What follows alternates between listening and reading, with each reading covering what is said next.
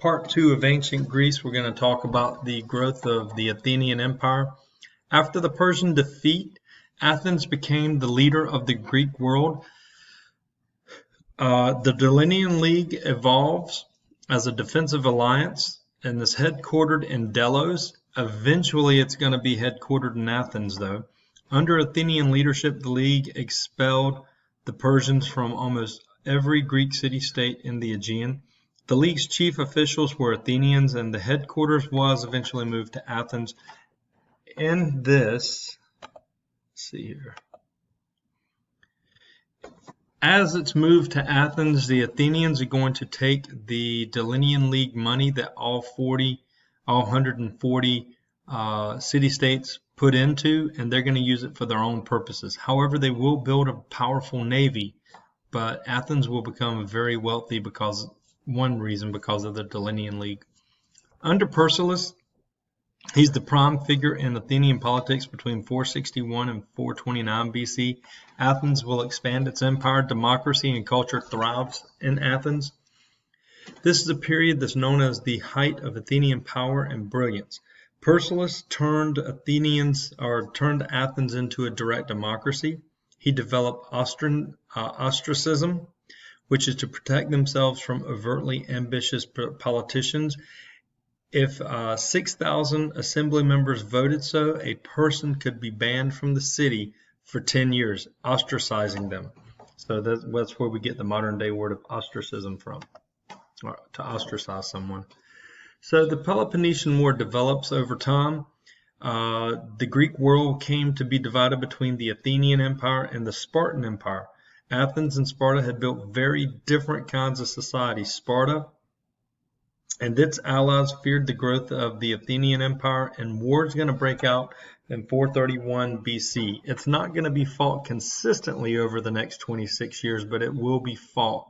It will be fought in different places at different times. So, as you see, Athens planned to win the war by staying behind its walls and receiving supplies from its colonies and its powerful navy. Athens was finally defeated in 405 BC when its navy was defeated. Its walls were torn down and the Athenian Empire was destroyed and the war was ended. The Peloponnesian War, what you need to get out of this is it ruined and it weakened the Greek city-states for quite some time. As you see, for the next 66 years, Athens, Sparta, and Thebes struggled for domination. This is Thebes in Greece, not in Egypt. This is the Greek city-state of Thebes. These internal struggles caused the Greeks to ignore the growing power of Macedonia, and this is an area, a region in the northern part of the peninsula. An oversight that's going to cost Greeks their freedoms. King Philip II, he became king of Macedonia, and he admired Greek culture. He wanted to unite all of Greece under Macedonian rule. He wanted to form a league with the conquered Egypt Greek city-states under his control to conquer Persia. However, he's going to be assassinated. Ironically, he's assassinated at his daughter's wedding. King Philip's son, Alexander, would become the next king. He's only going to be 20 years old when his father is assassinated, and it's his mother who really works politically to get her son on the throne. King Philip had other sons and all that good stuff. So anyway, he's on the throne. He's 20 years old. He had been educated by the great Greek philosopher Aristotle. He was considered non-Greeks, equal of Greeks, and envisioned a unified empire. Alexander moved immediately to fulfill his father's dream of conquering Persia. By 331 BC, he had conquered all of Persia and established the city of Alexandria in Egypt. Alexander created a new age, and by the way, Alexander actually, as you see, he created a new age called the Hellenistic era. Guys, Greeks did not know themselves as Greeks. They were known as the ancient Hellenes. They were known as the Hellenistic culture anyway. We, as historians, separate ancient Greece from Alexander by calling Alexander's period the Hellenistic period and the Greek period the Greek period. But Greeks always knew themselves as Hellenes. So this era saw expansion of Greek language and ideas to non-Greek world, or to the non-Greek world, such as Southwest Asia and beyond. That would be like India today. After Alexander's death, his empire fell apart as Macedonian generals vied for power.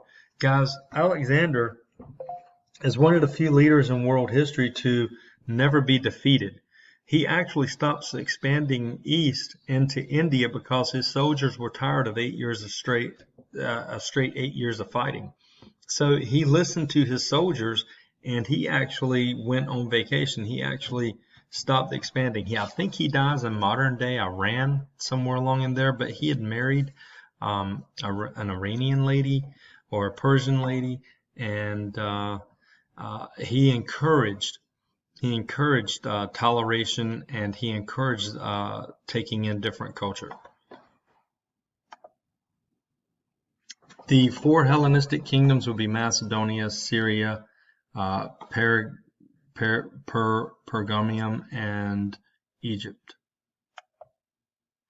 So the Hellenistic culture saw considerable cultural achievement, especially in science and philosophy. The most important cultural center was Alexandria, as the home of scholars of all kinds, philosophers, scientists, and writers.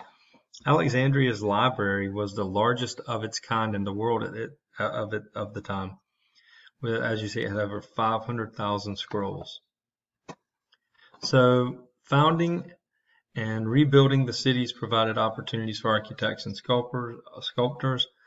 The baths, theaters, and temples that were characterized the Greek homeland lined the streets of all of these Hellenistic cities.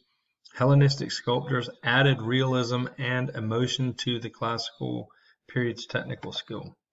So, some important advances you need to know here. Aristarchus, put a star by him, and he develops the theory that the sun is the center of the universe and the earth rotates around the sun.